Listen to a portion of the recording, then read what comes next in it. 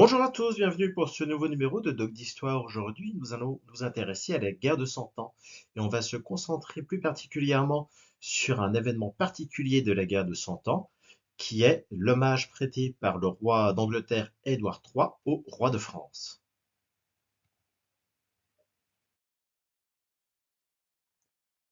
Quoi de mieux pour évoquer un événement historique que de repartir directement des sources? Et donc, nous allons utiliser cet enluminure qui provient des grandes chroniques de France. Le manuscrit est daté d'environ 1375. Il était réalisé pour le roi Charles V et l'enluminure elle-même, elle est attribuée soit au maître du couronnement de Charles VI, soit à l'un de ses disciples. Alors voici comment se présente une page des grandes chroniques de France. Les premières grandes chroniques, qui est aussi intitulées Romans des rois, sont rédigées à l'abbaye de Saint-Denis sur l'ordre du roi, mais au temps de Charles V, leur rédaction passe sous le contrôle direct du roi, qui considère que c'est une œuvre importante pour relayer les informations telles que les perçoivent les rois de France. En 1370, on a un premier document qui est rédigé, donc pour Charles V, ce document est soumis à Charles V et Charles V va demander des modifications qui vont donner donc le texte que nous avons sous les yeux. Donc il s'agit d'un ouvrage qui est avant tout politique. Les grandes chroniques sont destinées à l'élite et elles doivent correspondre au goût de l'aristocratie. On voit ici les décors. Au centre, autour, on a un décor de feuillage. On a également autre décoration, la lettrine, avec donc toujours un décor de feuillage qui recouvre la lettre E. On peut s'amuser également à lire, on se rend compte que finalement c'est très facile. Le texte est écrit en français, il est parfaitement lisible. Édouard, par la grâce de Dieu, roi d'Angleterre, seigneur d'Irlande et d'Aquitaine, à tous ceux qui s'y présentent lettres verront. En bas se trouve notre enluminure. Et au-dessus, on a un petit texte en rouge. Comment le roi d'Angleterre fit hommage au roi de France à Amiens, de la duché d'Aquitaine et de la comté de Ponthieu, si comme faire devait. Revenons donc à notre enluminure. Ici, on nous indique donc qu'il s'agit de l'hommage d'Amiens. Le roi de France, dont il s'agit et que nous reconnaissons à ses fleurs de lys, c'est Philippe VI, couronné l'année précédente de l'événement, donc en 1328. Nous voyons ici l'enluminure qui illustre le couronnement. Philippe VI est un roi qui manque de légitimité, on en reparlera tout à l'heure. Et dans la perspective de cette faiblesse, eh bien, cette cérémonie de l'hommage d'Édouard III à Philippe est très important du point de vue de l'époque, il est aussi extrêmement important du point de vue de l'époque où cette enluminure a été réalisée, donc sous Charles V. Philippe est debout, au-dessus de sa tête, on distingue une sorte de des fleurs de lysée. Derrière lui, on a ses conseillers. L'hommage est une cérémonie qui demande beaucoup de témoins. Devant Philippe se trouve donc Édouard III, roi d'Angleterre, qui se tient à genoux. On a sa robe rouge parsemée de léopard.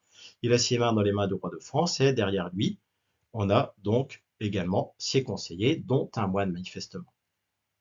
Alors revenons-en à notre couple royal. Édouard donc ses mains dans les mains de Philippe, ce qui signifie qu'il lui fait hommage et a priori hommage lige. Autrement dit, Philippe est son seigneur pour ses fiefs d'Aquitaine et du Ponthieu, et Édouard lui doit toutes les aides liées à cet engagement envers et contre tous. Comme Philippe, Édouard est roi depuis peu de temps, depuis 2 ans, et il a longtemps renâclé à faire cet hommage au roi de France. Il aurait pu lui-même, il a d'ailleurs lui-même prétendu à la couronne de France. On va en reparler tout de suite. Mais finalement, eh bien, la victoire remportée par Philippe à Cassel contre les Flamands l'a sans doute poussé à chercher l'entente avec le roi de France. Ici, vous voyez l'enluminure qui illustre cette victoire de Cassel, remportée donc quelques mois plus tôt par Philippe. Là, on va avoir une autre enluminure qui est assez mystérieuse, qui nous montre la rencontre entre les deux rois. Et ici, en réalité, il s'agit très certainement, je le suppose en tout cas, de la rencontre d'Amiens.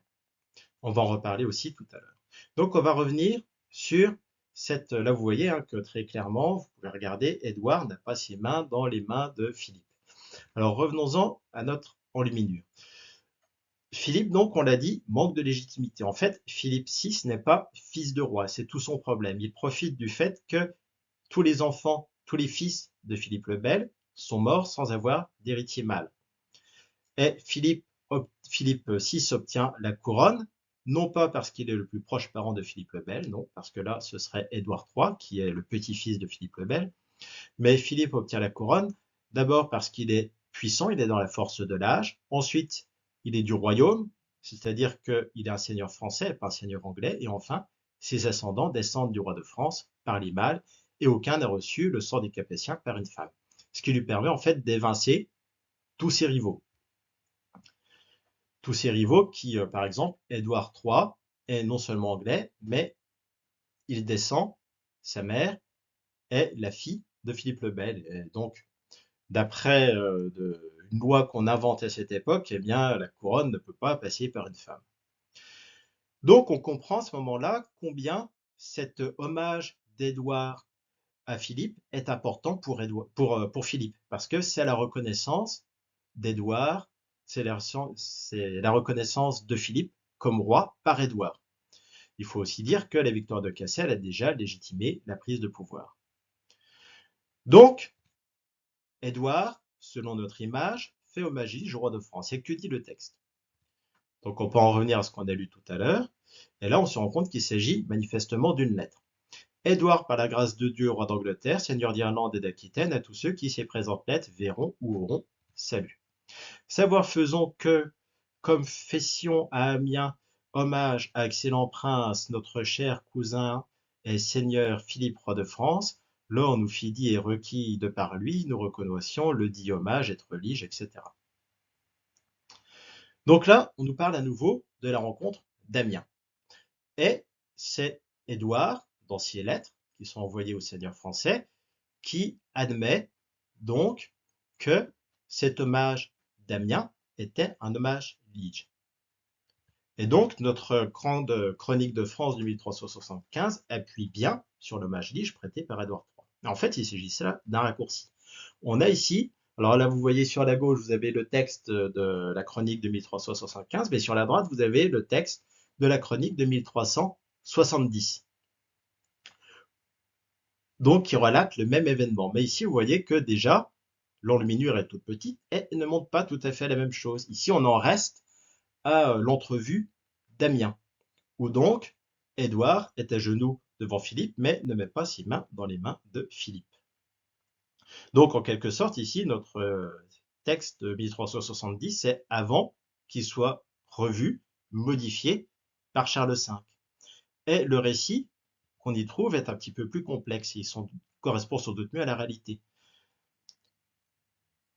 En lisant cette chronique, eh bien, on apprend que Édouard a refusé l'hommage lige. Et ce n'est qu'après bien du mal qu'il n'a pas prêté lui-même l'hommage lige, non, il a envoyé des ambassadeurs, porteurs donc de la lettre dont nous avons lu le début tout à l'heure, Édouard par la grâce de Dieu, etc., pour préciser que l'hommage d'Amiens était bien un hommage lige, mais lui-même, en réalité, ne l'a pas prêté. On a un troisième texte d'ailleurs, qui est la chronique de Froissart, qui nous spécifie bien que Édouard a refusé de mettre ses mains dans celles de Philippe, ce qui semble à nous innocent, mais qui est d'une grande importance à l'époque.